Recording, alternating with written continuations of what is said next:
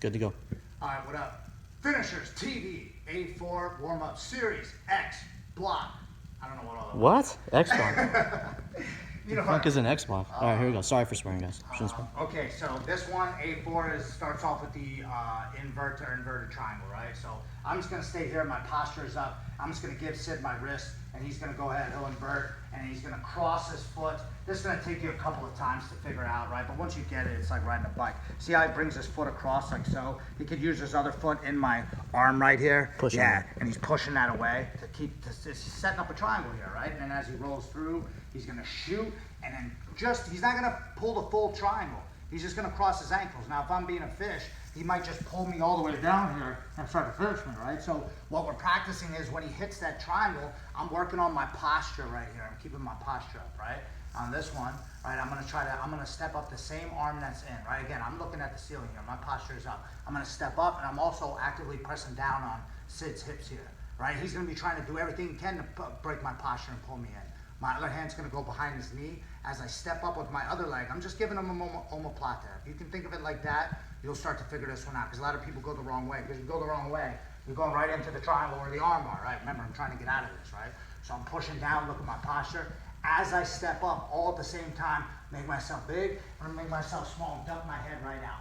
You're still like, hey, Zach, I'm still caught in omoplata. It's all right. As I start to spin, I'm gonna get my arm out. My knee is on his belly, now I'm just gonna wheel kick around, right?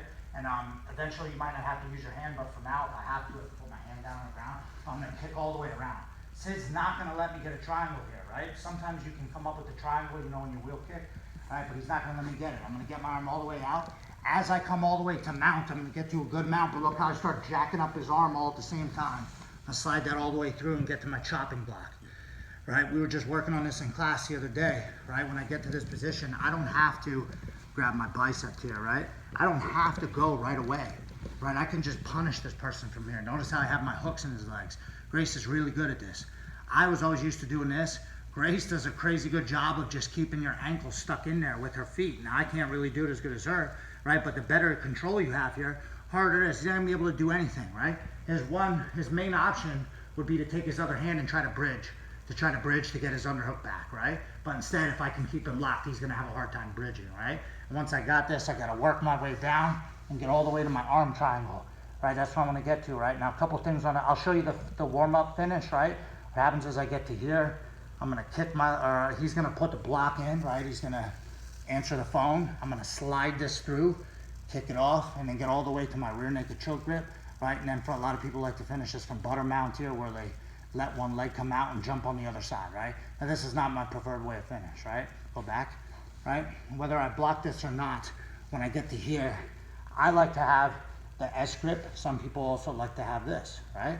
And there's dangers, right? Or not dangers, but there's you know, certain people like certain ones, right? I don't like this one because I always feel like I'm cranking his face off.